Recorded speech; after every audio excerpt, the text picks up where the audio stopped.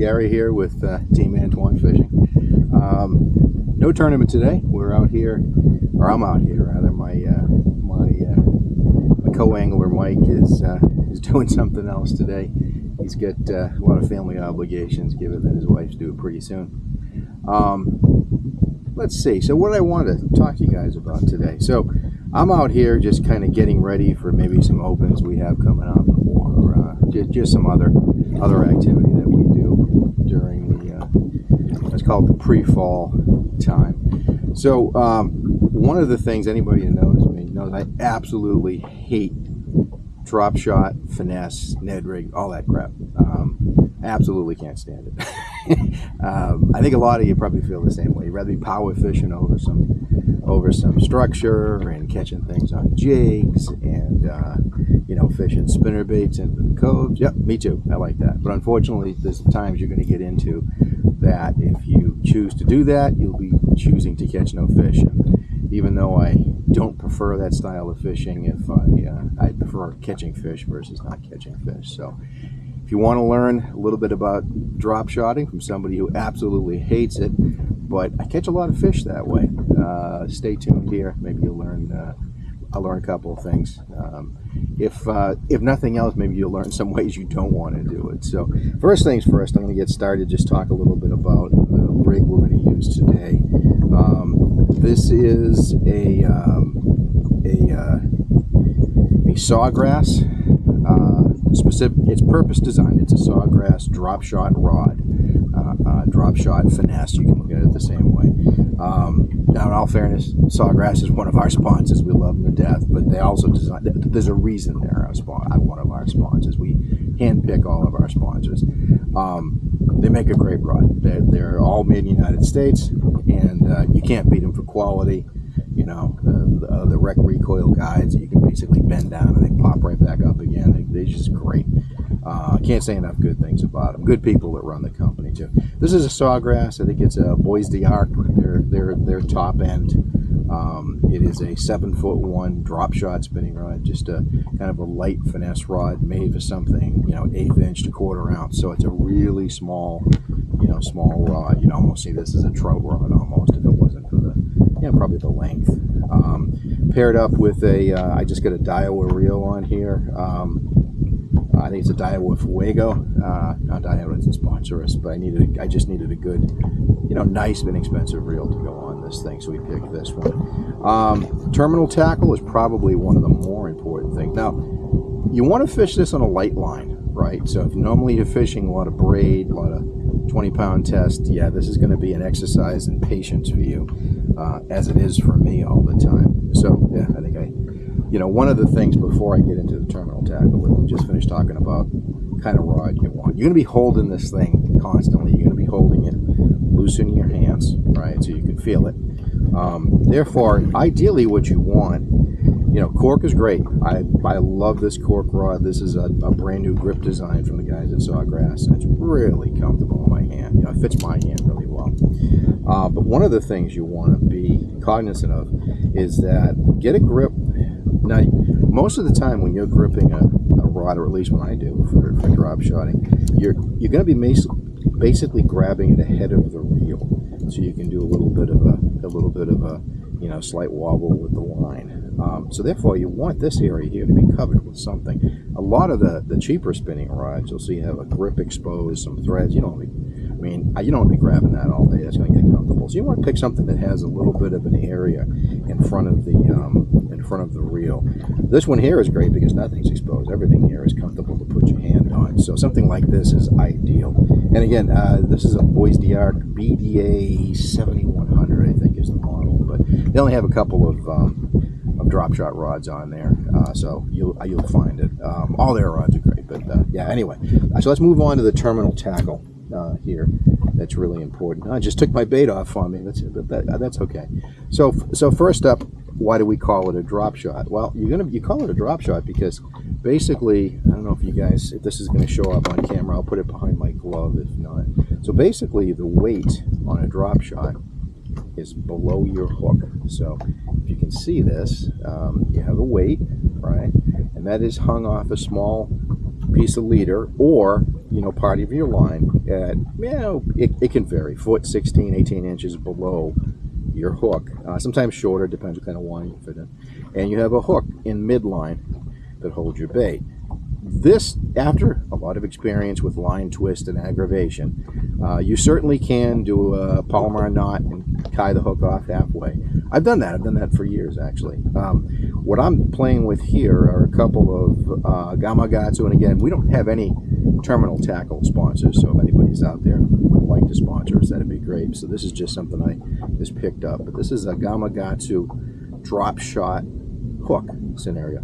And the reason I like this is actually it has a snap swivel in here, because one of the things you'll find when you're doing drop shotting is your line will tend to spin and swirl and snag up. So with this, basically, it's, you know, it's got free rein to kind of spin around, and the hook just kind of sits here free, puts it in the right position. And down below it, to how well that's showing up or not, but basically the way you attach the weight on is not a standard knot. Basically, you slip it through here. I would recommend you slip it through twice, and you pull it, and it actually holds the leader material right onto here. And again, you can use whatever fishing line you're using. Just put a little longer on it, just cut some off, put it to the side. I had a spool of fly fishing leader that happened to be the same pound test as my line. I'm using a 6-pound test line right now, so I happen to use that. And on the other end, you have a drop shot weight. Now, very much the weight's attached to the same way, right? It has that little slip-in pinch, and you want to, again, go through that twice. There are different kinds of drop shot weights. This happens to be a cylinder style. I think this is either an 1/8 or a 3/16 weight. They're not labeled, so I can't. Now, Titan Tungsten's one of our sponsors, but unfortunately they did not produce the weights in time for us. So this is, I forget where I bought this one. I really can't give them credit because I don't know. But anyway, something like this, and you're going to change the size of your weight. The shape doesn't make much of a difference. I just tend to get snagged less with the cylinder type. So this is what I typically use. I know Mike uses much the same rig to use for drop shot over structure. Now you can use drop shot anywhere. We've used them in shallow water, 6, 8, 10 feet of water, off docks. They're good almost anywhere. Wherever you would like to try them is probably good. They're really good offshore structure, which is typically what you're going to see me do today, and I'll try and talk through some of that as I'm doing it. But anyway, you know, the reason I do this is I like fishing, and I like to have fun fishing, and it's a good therapeutic activity for me. So this is the reason I started doing more of the drop shots, more of the finesse fishing, because I want to catch some fish.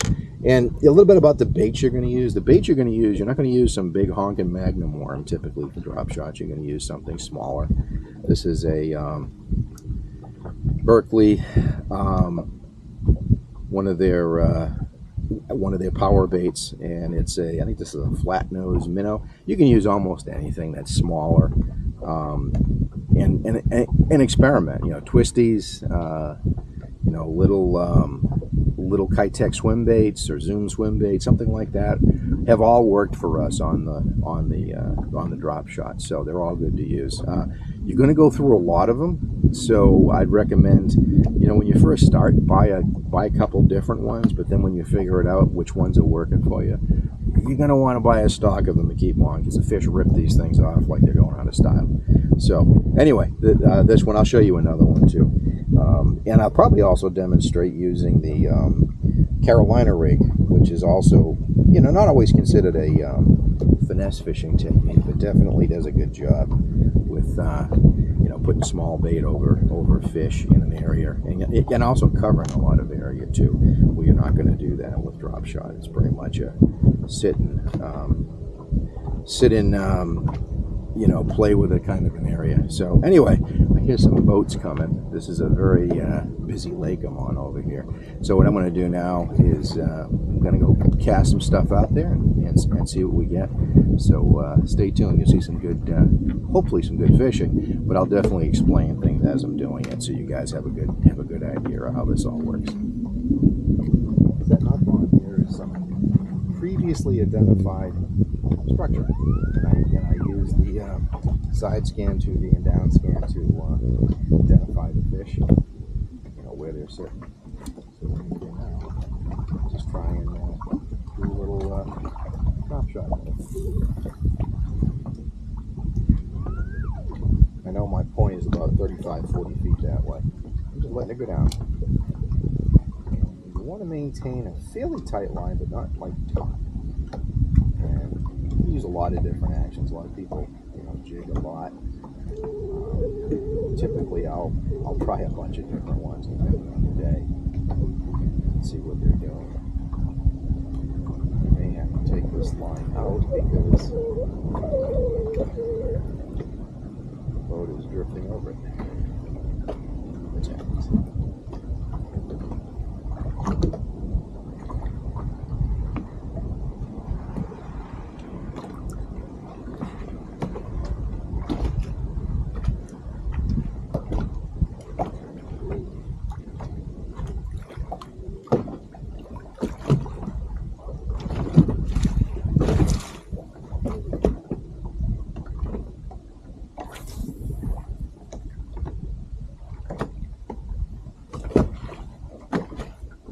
This is actually a good spot for the camera. That's good.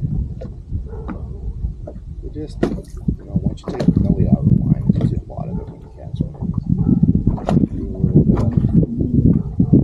of, either drag it in like you're dragging, just drag it along. You're waiting for a bite. Or you do just a little bit of action. You don't want to overdo it. It's not like popping a jig off the bottom. Let's see if anybody's out there, anybody's interested. The good thing is, this is a technique that can work when fish are really fussy, cold water, times when the action's kind of thin. It's really good.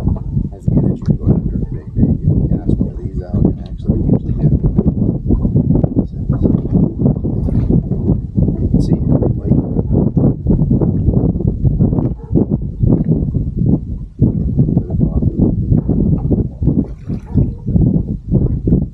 I'm going to try this spot for another couple of casts and I'm going to move on.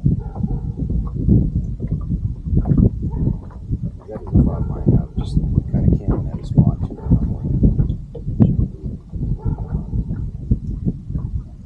I'm also using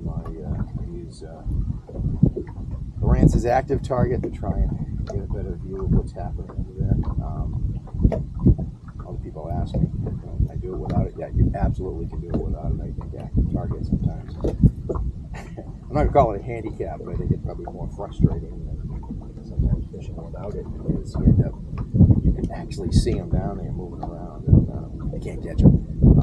More important that you see them on 2D or down scan and then you go and turn around and fish at them, which I may cover that in another video.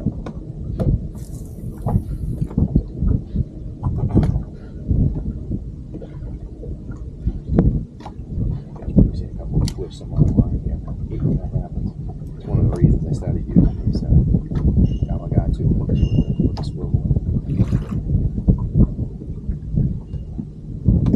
But I tried a couple with not much action on the way in, so let's see if I can do it. Basically what's happening is you're keeping your weight, you're keeping your bait just above the bottom, right? So 12, 16 inches above the bottom, maybe you check the and you got to be cognizant of the bite when you're doing drop shots because sometimes they are an actual bite trying to rip the rod out of your hands, and a lot of times it's just the fish are just on. They just come by, suck it in. They're just as surprised as you are when you go to pull up and it's a fish there. Sometimes you get actual bites, like right now. I got an actual.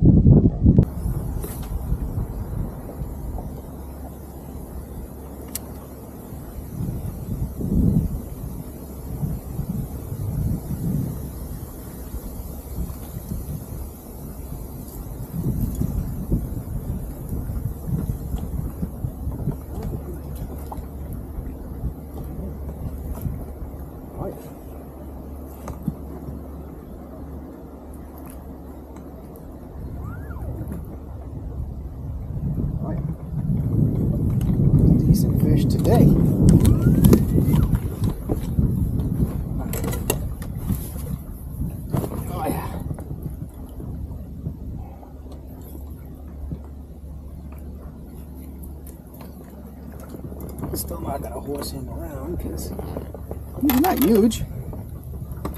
Not huge, but now what this is, I'll go back and explain all the hardware in a second, but basically what we're using here is a Carolina rig with a finesse bait on it. And that netted us probably I don't know, he goes a pound maybe pound and a half. He would definitely make the tournament keeper, but not much more than that.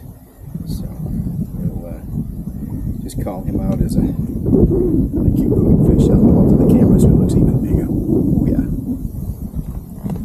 Okay. Let's see if we can get another one. Now this thing here, just because I said I'd talk about it, man.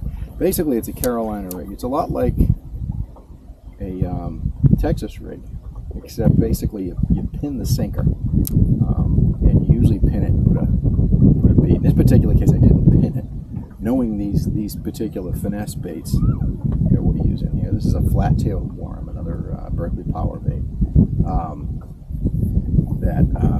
We basically use a swivel up on top here, along with a sliding worm sinker and a little bead for, I guess, for action. You could do the same thing if you rigged this up as a Texas rig and just use a stopper or a toothpick. You could also pin that up wherever you wanted to. This happens to be something we had rigged up when we did Champlain, and it worked particularly well. So I just kept it rigged up for this, and it does work when the smallmouths are fussy.